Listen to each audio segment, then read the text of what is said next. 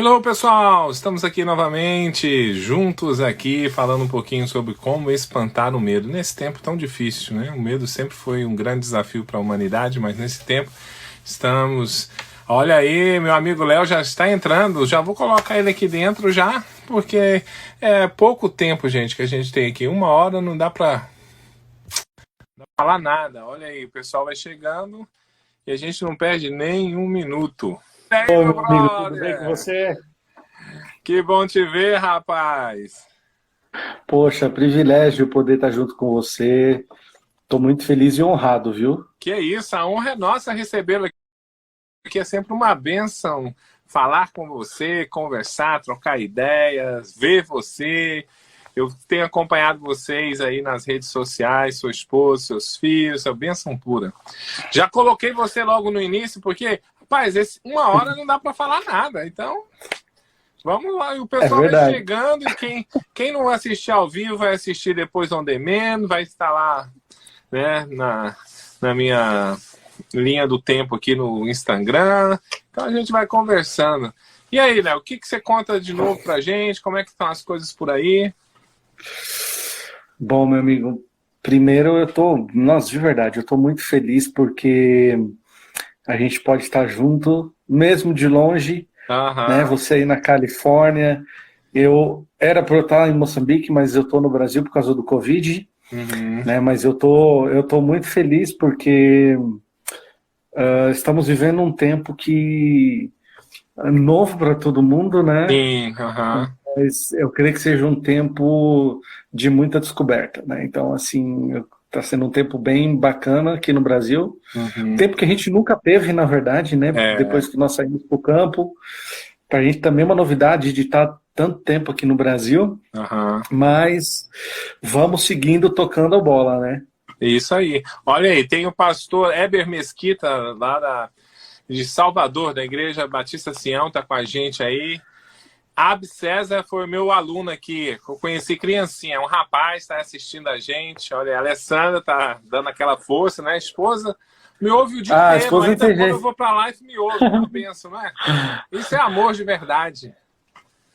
Ó, o Xande, lá, o meu amigo Xande, missionário lá no Níger, cara. Tá aqui? Mas tá aqui no Olha, que Brasil, tá beleza. aqui.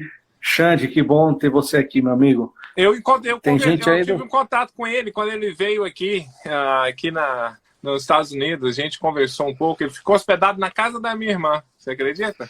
Ele é uma bênção. O Xande, cara, o Xande e a Gi são gente da melhor qualidade, né? E são missionários raiz. Xande, eu vou te falar, eu Cabelo, não saí de né? casa nem para cortar o cabelo, meu Olha amigo. aí, rapaz. Por isso que eu tô O numa Xande, ele quarentena tá em estilo ferrenha. Sansão. Ele tá em estilo Sansão.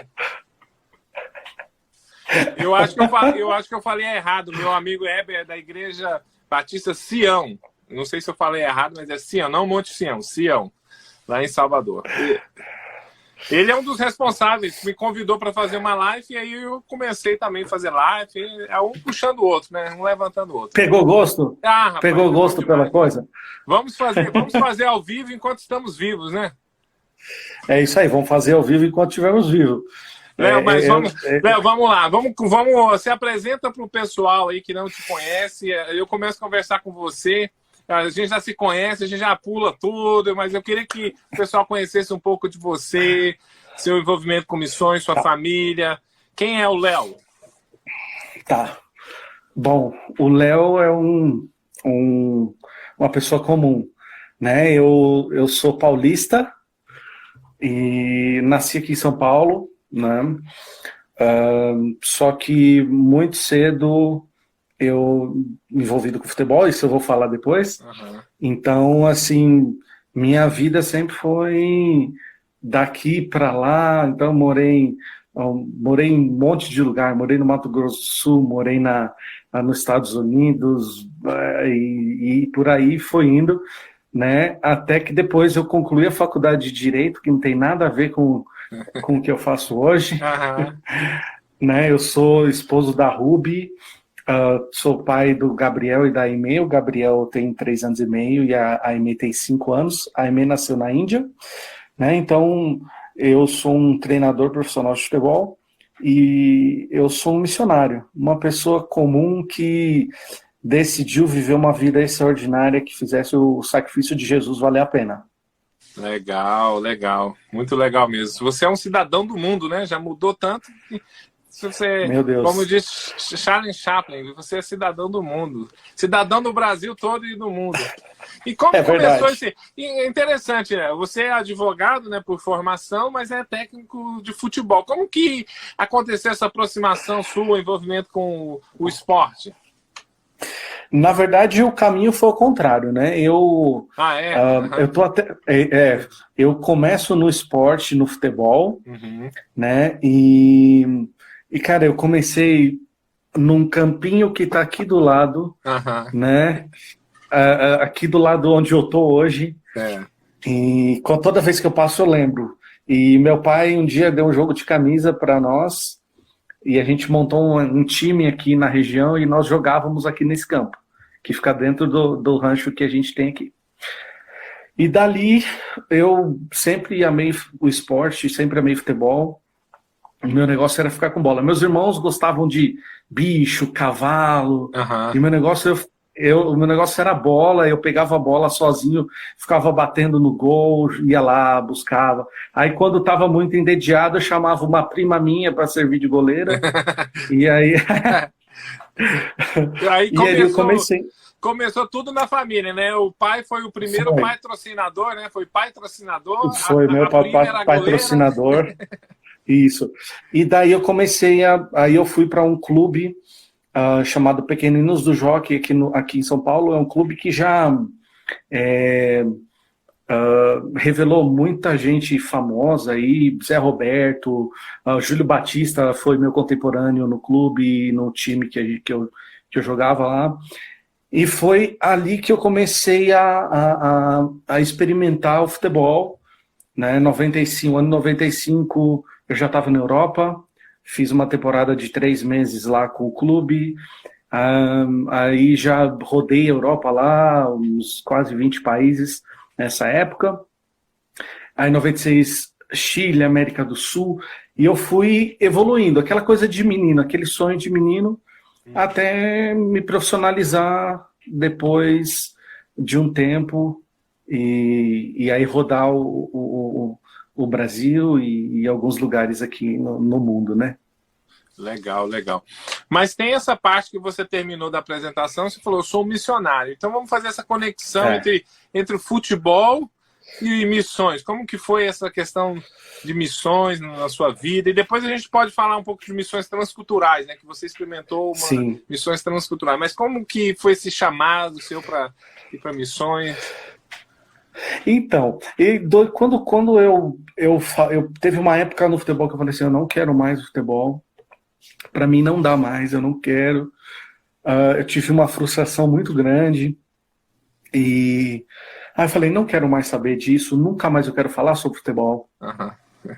Eu vou fazer outra coisa na minha vida. E foi engraçado porque era a época que eu estava estourando pro futebol, né? Aquela época que você estoura é a época mais importante da carreira, né? Uhum. Então é aquele momento que você sabe que você vai estourar. E eu lembro que a minha família, inclusive, ela, nossa, né, foi assim, parecia que alguém tinha morrido quando eu falei que eu não ia mais jogar futebol. Uhum. E eu fui fazer direito, porque minha mãe era advogada, tal. Uhum. E eu falei, quer saber de uma coisa? Também vou fazer esse negócio. Uhum. E peguei gosto pela coisa e comecei a faculdade. No que eu termino a faculdade de Direito em 2012, eu estou um dia ali, e quem faz faculdade de Direito, quem é advogado, quem trabalha nessa área jurídica sabe que é tudo por peça processual, então se gasta muito tempo na frente do computador, e um dia eu estava lá, eu já estava assim meio... nossa, cansado, entediado de tanto mexer naquele computador. Eu falei, quer saber de uma coisa? Eu vou entrar numa rede social que eu tinha na época, e eu vejo um anúncio, não sei se eu posso chamar assim, um post de uma organização missionária Então, assim, olha, nós estamos orando para um casal vir à Índia e eu, assim, para trabalhar com futebol.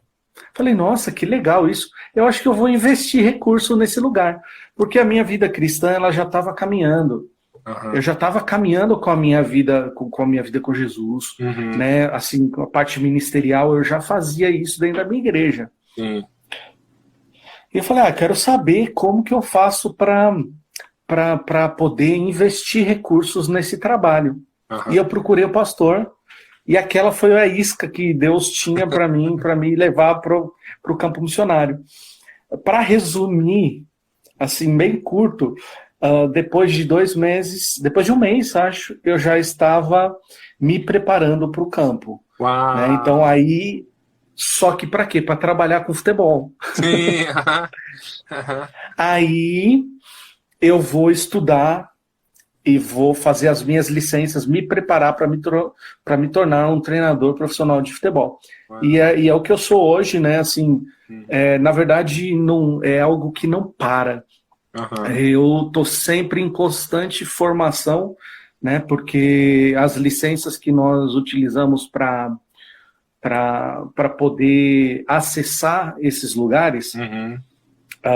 elas estão mudando e tem exigências novas da profissão, né? Uhum. Então, assim, desde 2012 eu estou em formação como treinador profissional de futebol. Né? E foi assim. Algo a mais a aprender, né? Alguém, uma experiência. Com certeza. Agora, fala Com sério. certeza. Advogado, jogador de futebol, missionário. Léo, você já teve medo na vida? Você tem medo? Há algum momento na sua vida ministerial, profissional, em que você sentiu medo? Olha, vou te falar. Pensa no cabra medroso, eu era. Rosângela tá aí, o Robson também estão chegando aí, olha que beleza. Ô, gente, sejam bem-vindos. Yasmin Castro. Então, assim, eu sempre tive muito medo. Por quê? A primeira coisa que eu tinha medo era de frustrar a expectativa do outro. Uhum. Então eu sempre me cobrei muito. Por quê? Porque eu queria corresponder. Uhum. Então quem jogava era aquele que correspondia no treino. Então eu tinha medo do quê? De não ir bem, de não treinar bem, de não jogar bem. Então, na verdade, o que me movia não era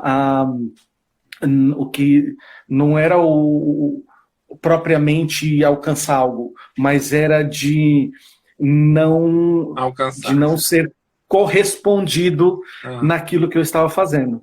Então, assim, eu sempre ficava pensando, mas o que ele pensou dessa bola que eu toquei? Será que ele ficou chateado? Então, parecia uma criança. Então, eu errava um passe, a primeira coisa que eu fazia, eu olhava para o meu treinador naquela época. E eu ficava esperando o quê? A repreensão. Sim. Né? Então, assim, o que me movia, eu era muitas vezes movido pelo medo, né? E isso, durante a minha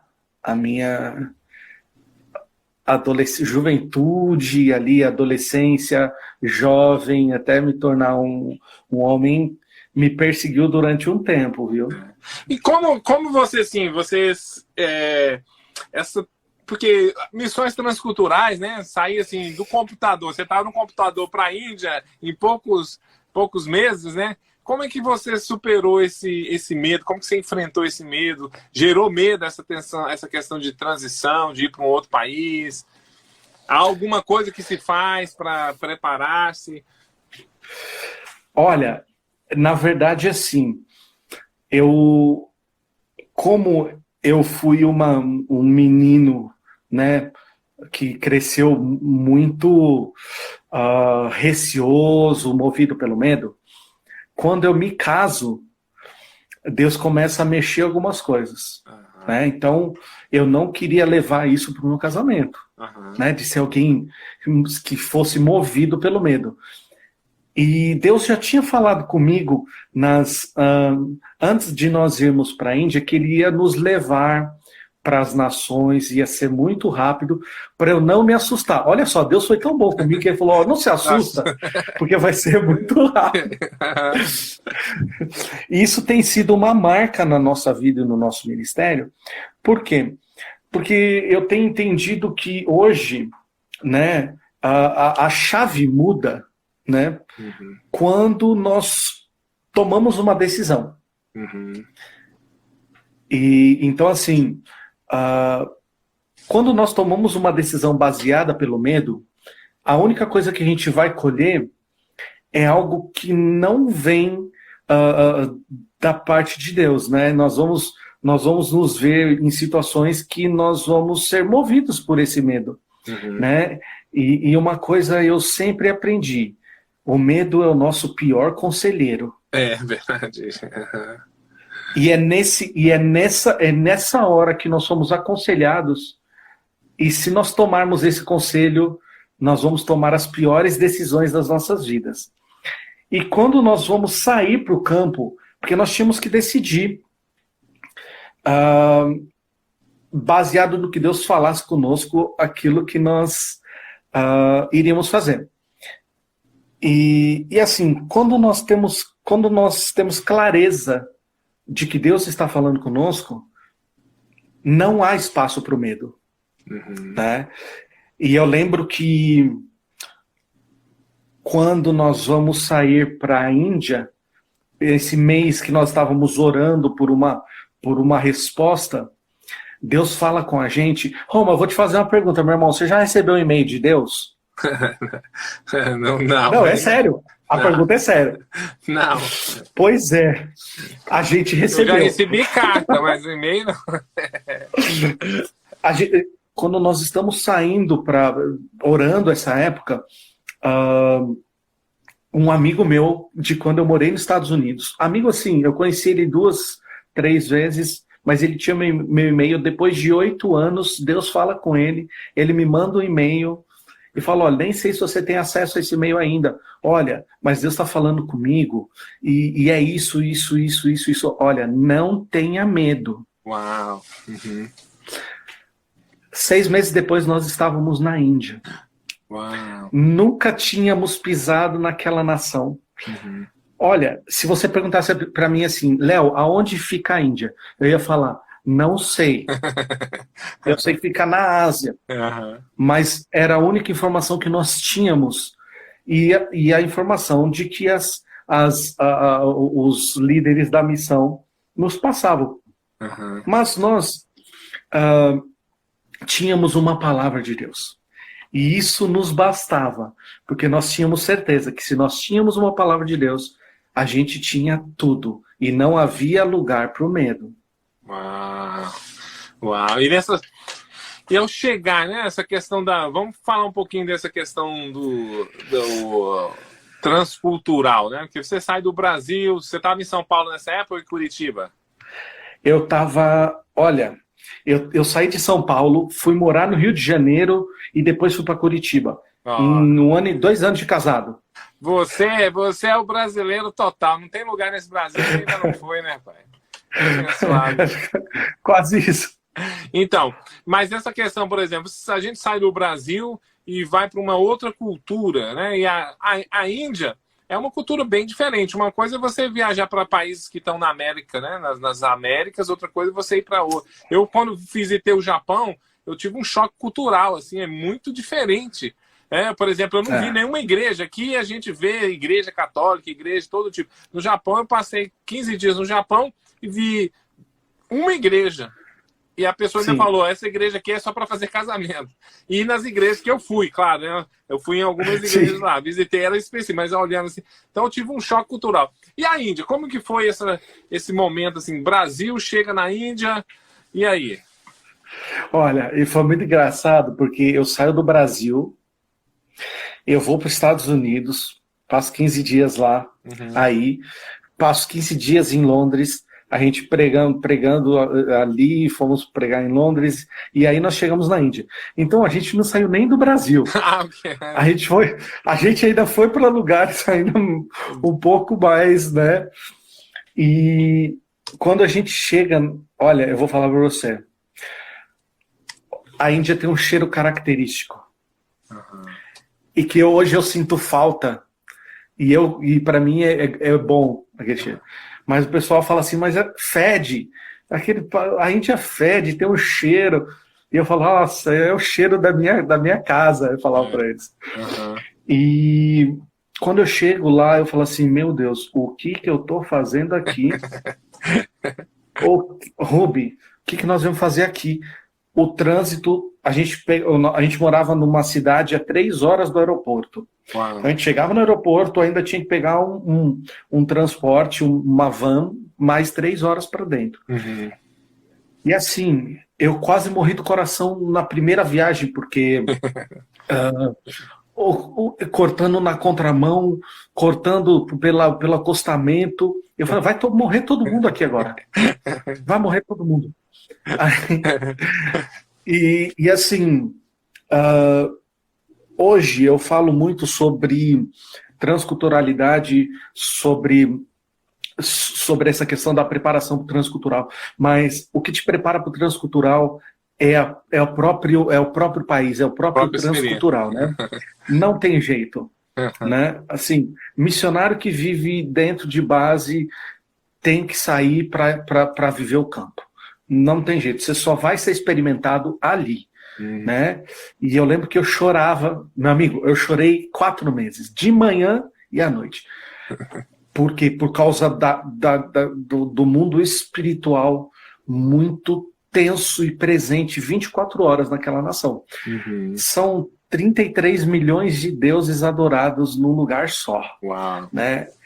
E assim, tudo muito diferente, mas assim, um povo muito amoroso, e nós estávamos dispostos a fazer qualquer coisa para nós cumprirmos aquilo que Deus nos chamou para fazer.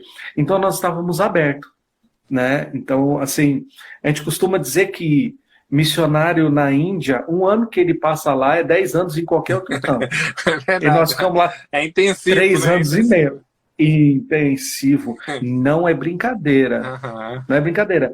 É um lugar onde muitos missionários voltam do campo com problemas psicológicos, com traumas, porque assim, quando nós falamos em transcultural, é um dos piores países para você se adaptar, né? Mas eu falo uma coisa, meu amigo, quando você coloca a cultura do reino em primeiro lugar, as coisas se ajeitam, não tem jeito. O amor cobre todo medo, né? O amor cobre todo medo. Todo medo. Mas conta se você tem uma experiência aí da Índia, algo assim que você ficou com esse medo, receio, né, que a gente tem quando a gente está em outra cultura, quando foi comprar alguma coisa, ou foi em contato com alguém. Pode ser uma parte engraçada, porque é muito interessante quando a gente está em outra cultura, né? Às vezes a gente faz coisas que pra gente é legal, mas para as pessoas não são, é meio estranho, né? Olha, assim, na Índia, quando nós falamos de medo, nós falamos de perseguição, nós falamos de... Então, eram situações que nós éramos diariamente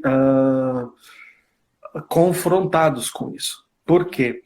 Porque era algo real e diário, né? Um país que não pode haver proselitismo religioso, e nós vivíamos fazendo isso. Mas, eu vou contar uma que eu na Polícia Federal lá, eu fui fazer meu documento. Não basta o visto, você precisa ter um RP, que eles chamam um Residential Permit. Então você tem que fazer aquela documentação. E o país é um país corrupto, muito corrupto. E eu lembro que o policial me tirou de perto da Ruby e me levou dentro de uma cela. Eu tinha acabado de chegar no país, não tinha 15 dias. Ele me levou para dentro de uma cela e falou assim, olha, tem uma taxa que ainda falta pagar. Que motivação, assim, ele levou um lugar que tem uma motivação, né? Olha, e eu tinha acabado de chegar no país, eu estava desesperado. Por quê? Porque ele falou assim, olha, tem uma taxa que tem que pagar, senão você vai ficar aqui. Meu amigo, eu liguei para a Ruby na hora, eu falei, Ruby, vai embora que eles vão me prender. Vão te prender, o que aconteceu? A gente só veio pegar o arpim. Não, eles estão querendo propina e fala que se não der propina eu vou ficar preso. E eu vou ficar preso. Pode ir embora e pega o cartão com uma passagem e vai embora pro Brasil. Não, eu não vou. Falei, vai, você vai. Ela, não, eu não vou. Falei, vai. Ela falou, eu não vou. Eu tô te esperando aqui fora. Eu falei, então tá. Amigo, eu fiquei ali, ó, pelo menos uns 20, 30 minutos ali. E o cara me deixou pensando dentro de uma cela. Aham. Aí eu fiquei pensando, e agora? O que eu faço? Morrendo de medo. Mas eu falei assim, olha, Deus não me trouxe aqui para ficar preso nesse lugar agora. Pelo menos agora não. Mal começou, eu não fiz nada ainda. Nem comecei, não fiz nada ainda. E quando nós chegamos em outro país, tudo é novo e você se sente coagido. Sempre. Todo estrangeiro, quando você está chegando no país, você se sente amedrontado.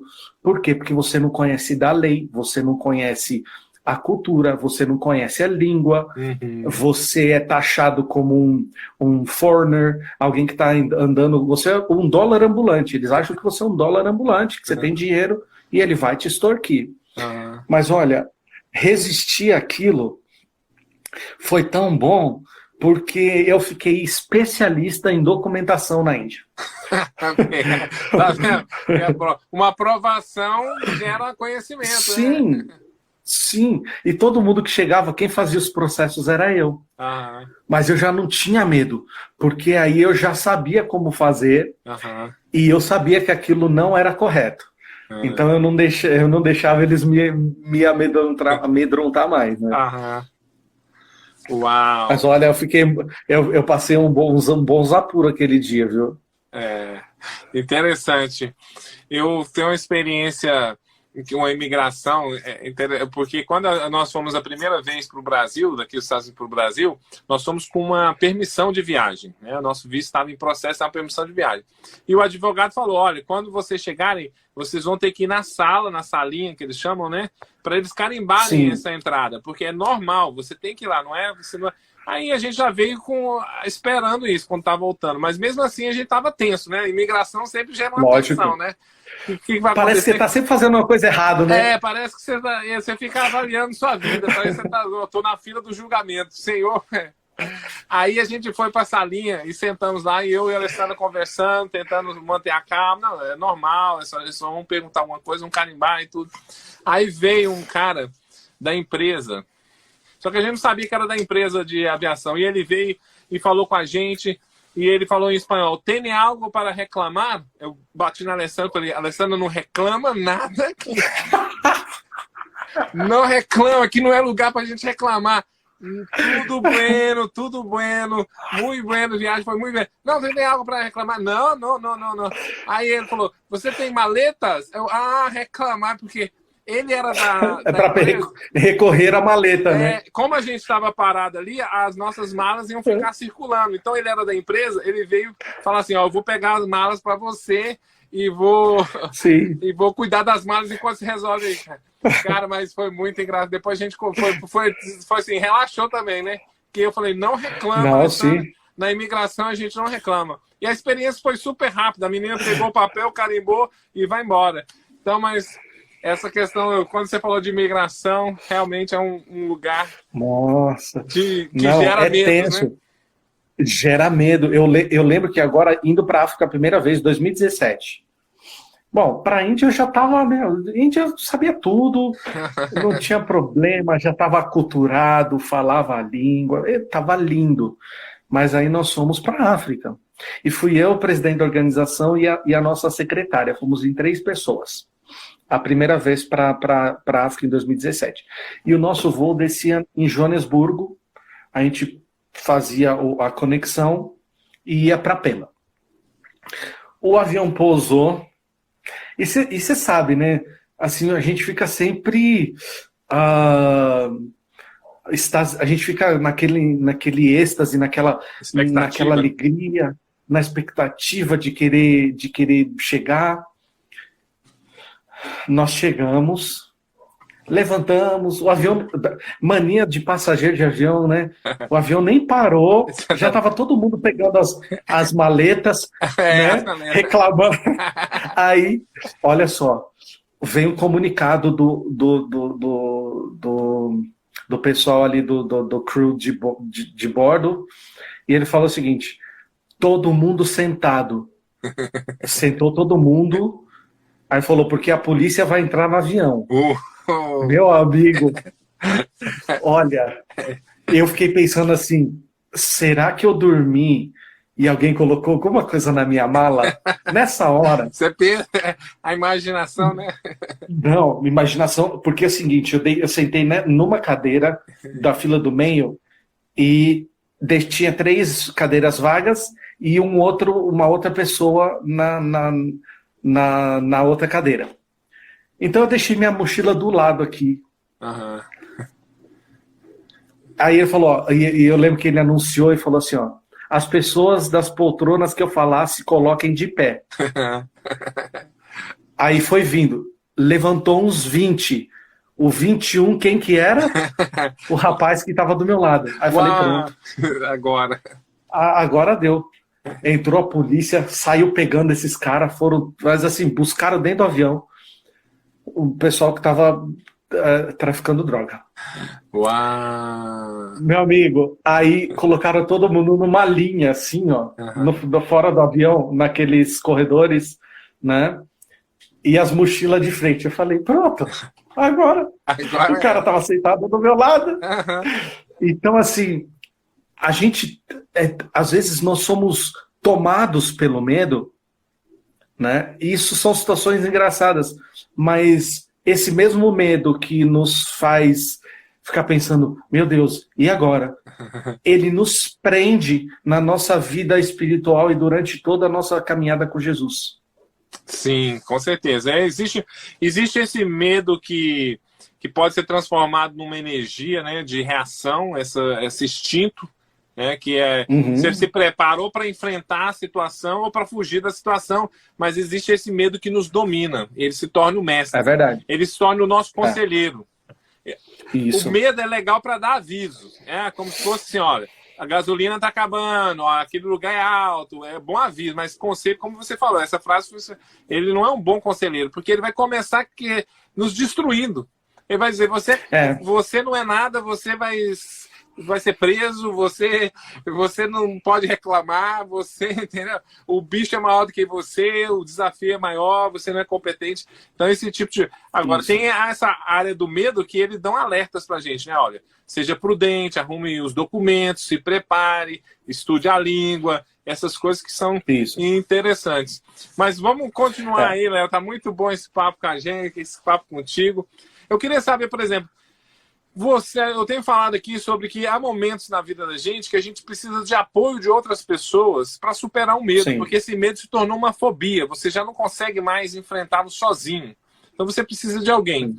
E eu sei que você, como técnico, e como missionário, você lidou com várias pessoas, com crianças e adolescentes.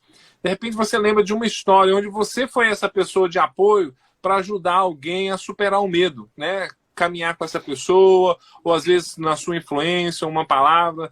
Você lembra de alguma história, ou você quer falar sobre isso, a importância, né, do missionário como um veículo de ajudar as pessoas a superar o medo?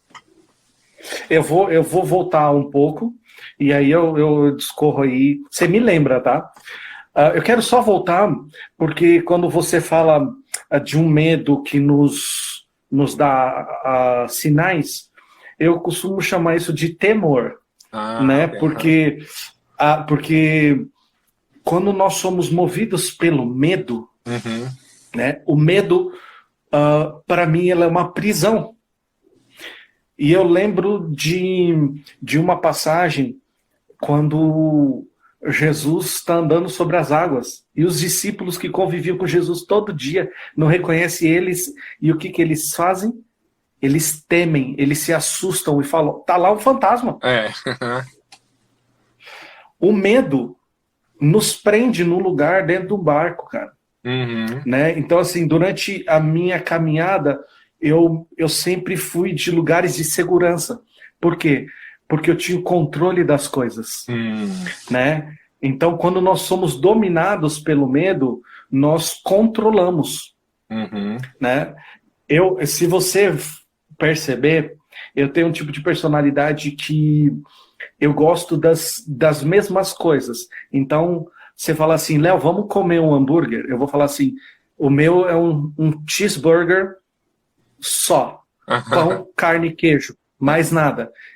E eu, sempre que eu vou em todos os lugares, eu só como um cheeseburger, porque é o que eu gosto. Então, assim, eu não me arrisco muito em determinadas coisas. Só que esse pontinho, ele sinalizava algo maior, que eu não me deixava mover para coisas maiores, porque eu era dominado pelo medo e desse lugar de segurança. Né? Então, eu estou falando de mim porque quem eu sou hoje tem liberado cura onde eu tenho estado, aonde eu vou. Né? Então, assim, quando eu entendi isso, quando eu entendi esse lugar de viver uma vida ousada e cheia da presença de Deus, já não cabia mais o medo, né? Porque eu não queria viver mais numa prisão, porque eu era livre. E aí eu vou para onde? Eu vou para a Índia, um lugar onde a gente encontra meninos e meninas dominados pelo medo. Né? Eu lembro que isso mexe muito comigo, porque foi uma das experiências mais chocantes que eu tive. Porque a Índia, vamos falar de cultura e a cultura apontando para o medo. É um lugar onde o professor tem autoridade sobre os filhos das pessoas. Autoridade tal que quem corrige os filhos são os professores. Então eles trazem os filhos para serem corrigidos pelos professores. Então é normal para o indiano o seu filho apanhar no rosto de professor, apanhar de vara, apanhar de cano de borracha, é muito comum. E eu chego num ambiente desse, e eu aqui eu não sei, acho que aí nos Estados Unidos também você sentiu isso. A gente é muito não é emocional, a gente é muito carinhoso, a gente é muito de afeto, né, de abraçar. E eu lembro que um dia os meninos vinham, lá na Índia a gente chegou a ter 500 meninos. Uau! Né, nos nossos trabalhos funcionando. E um deles, eu fui abraçar. E ele fez assim. Porque ele achou que eu ia o agredir. Aquilo cortou meu coração. Por quê? Porque eu via que ele não me respeitava. Ele tinha medo de mim. Então, assim, é por isso que um dos nossos motes hoje é de não liderarmos pelo medo, mas pelo exemplo e pela admiração. Amém. Né? É isso que nós temos buscado, porque a gente trabalha com crianças que dentro das suas casas são abusadas, são feridas, agredidas e de todas as formas. E esse menino, eu chamava ele, toda vez que ia começar o treino, ele vinha andando por um campo, porque a gente treinava num terreno do exército gigantesco. E eu via eles chegando assim naquele campo de terra, vindo, e ele vinha, eu já ficava esperando ele. Quando ele chegava, eu já abraçava, já abria os braços assim e falava, vem, pode vir. Pode vir. Brasília Way. Brasília Hug. Brasília Way, pode vir. E ele vinha, só que aí ele começava já deitava no peito, falava, coach, que bom. E esse menino, ele hoje é um dos meninos que eu tenho mais contato. Por quê? porque o que eu vivi lá marcou tanto a vida dele que hoje ele está estudando para se tornar um treinador de futebol. Uau. Né? Então, assim,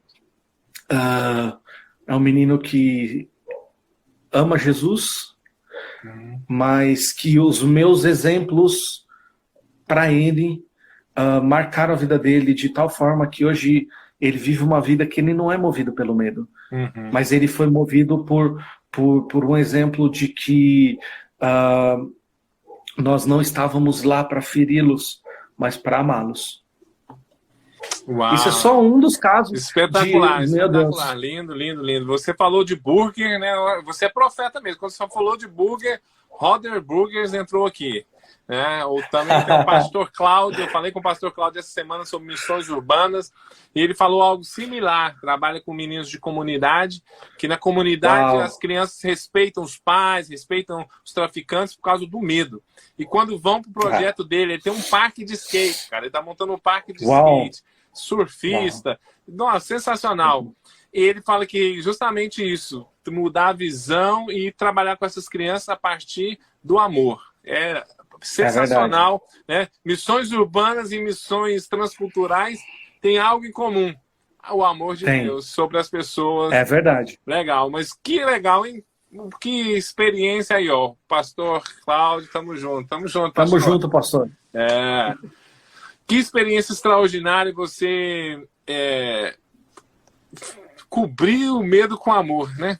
E isso faz parte da cultura. É interessante isso, né? Porque as missões transculturais, de algum momento, ela vai confrontar a cultura naquilo que não é do reino, né? É verdade. Como que acontece essa confrontação? Porque tem só uma confrontação e ao mesmo tempo que existe uma contextualização, você tem uma confrontação, porque todas as culturas têm muita coisa de Deus, mas tem muita coisa do mal, que oprime, que não deixa com que as pessoas se desenvolvam, que experimente a liberdade que Jesus nos prometeu. Na verdade, quando a gente fala de cosmovisão, então, assim, isso daí a gente passa na cosmovisão. Por quê? Porque eu vim de um contexto, você veio de outro, e isso a gente acaba também levando para o campo. Só que nós costumamos dizer, eu falo para mim, para a Ruby, eu digo como família missionária, de que uma coisa a gente não toca a cultura naquilo que não fere a cultura do reino. Então, tudo aquilo que é cultural e não fere o reino de Deus, nós não tocamos, nós não mexemos, né? E isso tem nos dado autoridade para entrarmos em lugares que, se nós fôssemos colonizadores na forma de aplicar a missão, seria um problema. Mas eu costumo falar que quando nós apresentamos o filho perdido para o pai, há uma abertura para que você fale da cultura daquilo que não é o reino de Deus, né? Então, assim, isso leva tempo, porque nós trabalhamos normalmente em países perseguidos e fechados, onde o cristianismo não é a religião principal, né? Então, isso é longuíssimo prazo, né? Então, assim, às vezes a gente ainda esbarrava, por exemplo, na Índia, na questão do sincretismo religioso, onde o hinduísmo e o islamismo e a questão do cristianismo se fundiam e se misturavam, e isso só era possível tirar e desmistificar e tirar todas as dúvidas na questão do discipulado. Né? Então, era o lugar onde a gente conseguia e onde a gente consegue tirar essas questões culturais que não são do reino de Deus, né? Então, a África também é muito apurado a questão das religiões africanas cercando o cristianismo, né? Então, assim, existem tabus que nós estamos quebrando com o tempo, inclusive nos pastores que nós discipulamos hoje. Né? É muito engraçado porque Às vezes eles me contam coisas que eu falo assim, não é possível que eles estão falando isso para mim. Mas tem que fazer aquela cara de pastor, né?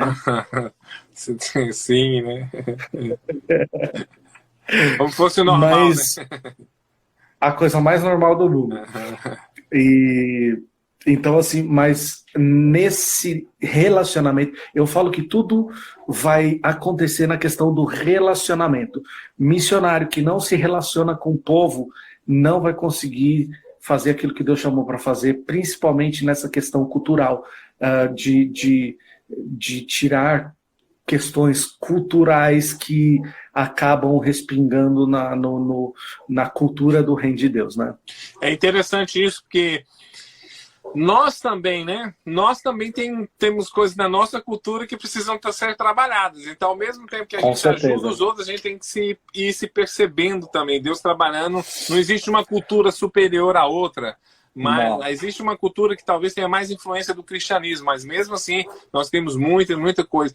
E nas minhas experiências aí transculturais, eu sempre digo para as pessoas, você não pensa que você vai levar tudo. Não, vai ser uma troca. Perfeito. Você vai levar algo e eles têm algo. Então, e muitas das vezes o que eles têm é algo extraordinário. Você se sente assim, uau. A primeira vez que eu fui em Moçambique, eu pensei, vou fazer isso pro pessoal. Eu falei, não, eu não vou fazer nada. E eles vão fazer para mim. Eu saí mais abençoado do que abençoei. Foi uma experiência extraordinária. Eu até brinco, eu escrevi... Eu pus uma foto de palhaço nas redes sociais e escrevi, eu levei a cor e eles me ensinaram a alegria. Apesar que lá tem muita cor, né? Mas eu tinha que levar alguma coisa. Mas é interessante isso. O que você diz pra gente sobre essa questão de receber da cultura, essa troca, que é uma coisa extraordinária no movimento cultural? Opa, olha, até me derrubei aí tá caindo, rapaz. Derrubou o celular. Sabe o que acontece? Às vezes é que a gente tem a gente já tem quando a gente fala que vai levar algo, eu vou falar uma coisa para vocês que estão assistindo a live. Nós nunca vamos levar Jesus para lugar nenhum. Jesus já está lá. Amém. Jesus sonhou com Moçambique, Jesus sonhou com a Índia, Jesus está na Índia, Jesus está em Moçambique, Jesus está na Europa, né? Nós só somos cooperadores do reino de Deus. Uhum. Então, assim, hoje, o que tem impresso no meu espírito do que a Índia me ensinou, do que os indianos me ensinaram, do que os moçambicanos me ensinam, é algo latente. Então, assim, eu consigo enxergar, até engraçado que minha mãe falava, meu Deus, mas você é um indiano puro. E agora assim, por quê? Cadê o Porque paulista que eu troca. criei, né? Cadê o paulista que eu eduquei? Pois é, hoje tá comendo uma tapa, comendo com a mão, comendo pimenta. Então, assim, eu falo que nós somos cidadãos do reino, nós somos embaixadores do rei, né? Então, assim, nós não vamos para esses lugares plantar um mini Brasil. Não, nós estamos levando o reino de Deus. E o que o reino de Deus diz? Se o reino de Deus diz isso, é isso que nós levamos. Então, assim, é muito difícil, por quê? Porque a nossa cultura, a gente quer imprimir, né? Então, a maior dificuldade do missionário, às vezes, é essa, dele entender o que é a cultura do reino de Deus e o que é a cultura do país dele. Uhum.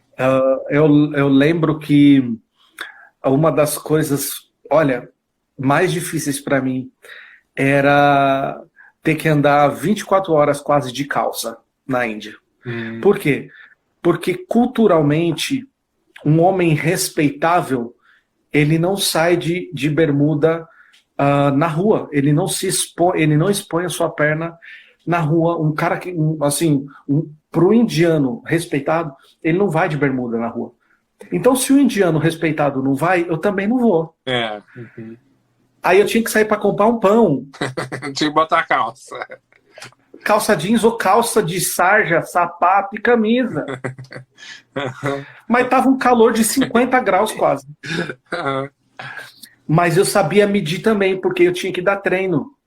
E às vezes eu tava de shorts. Então, assim, mas eu sabia que fora do treino, eu tinha que me comportar como alguém que para eles era respeitado. A minha barba, o pessoal diz, mas Léo, da onde você tirou essa barba? Falei, eu tirei de lá da Índia. Mas como assim? O pessoal diz, o muçulmano ele diz o seguinte: quem não tem pelo no rosto não merece ser respeitado. Uhum. Aí eu falo, meu Deus do céu, agora eu tenho que andar de calça e deixar a barba crescer.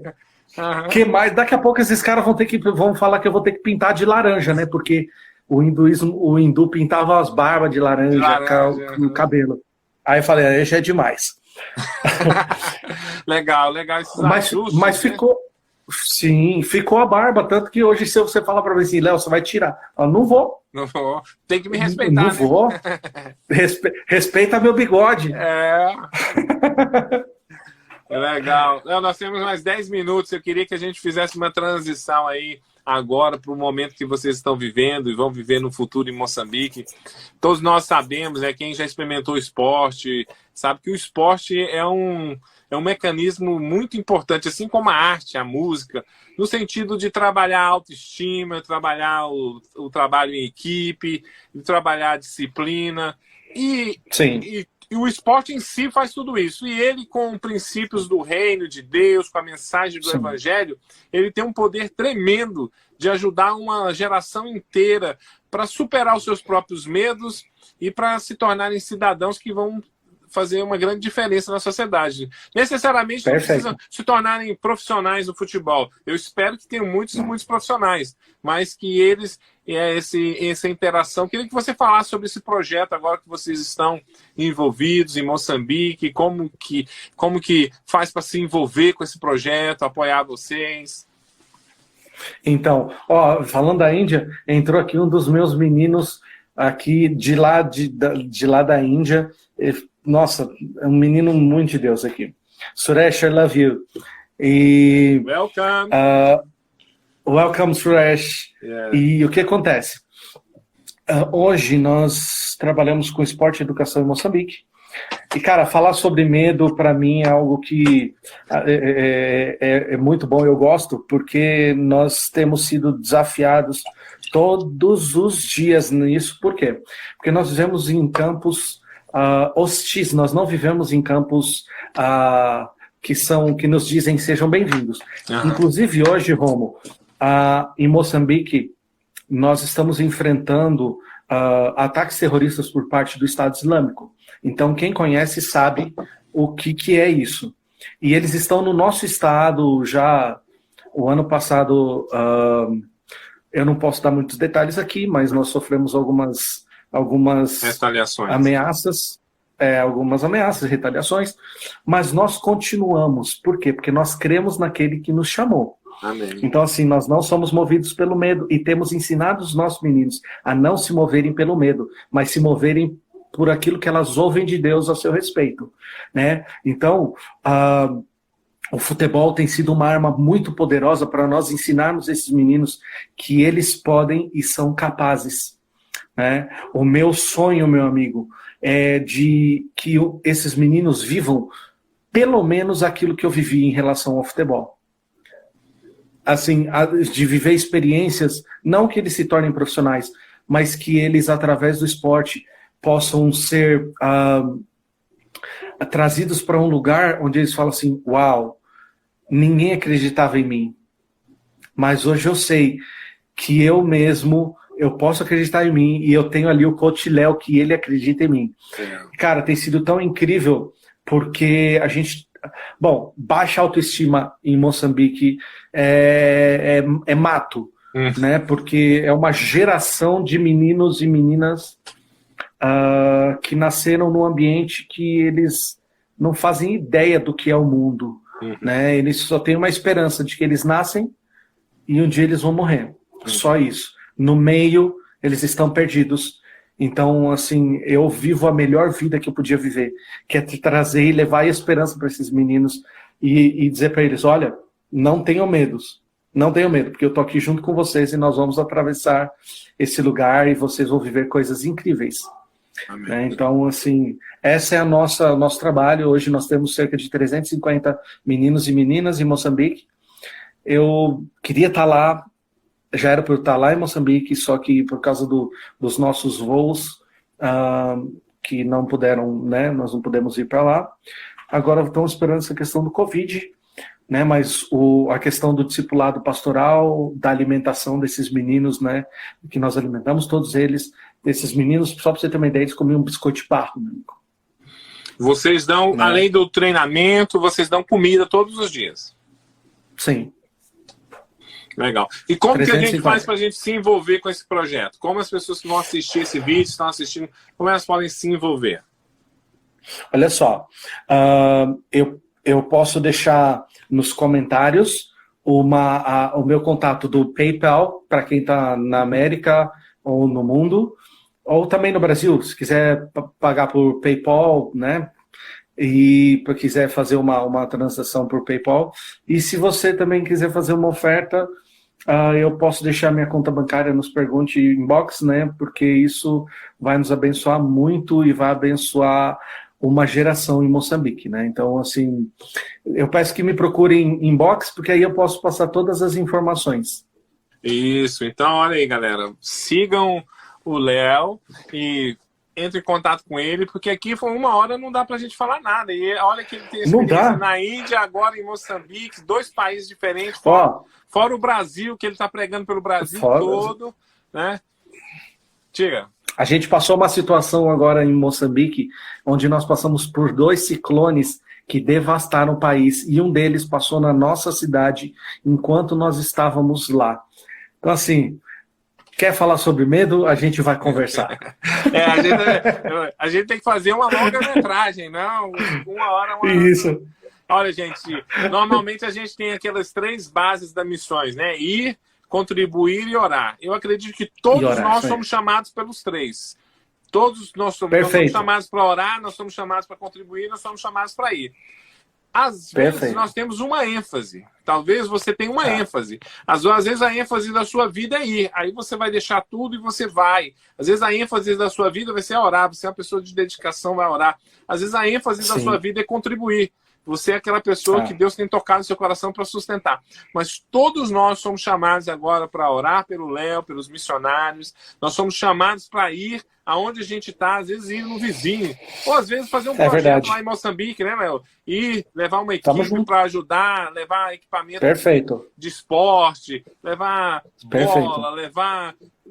Na época que você pensar aí, você tem que organizar o que eles vão estar precisando lá. Com certeza. E você é chamado para contribuir. Todos nós podemos dar algum tipo de contribuição. Não existe contribuição pequena nem grande. Existe intenção do coração. Às vezes tem pessoas que falam não vou contribuir porque é muito pouco. Querido, a chuva é feita de gotas.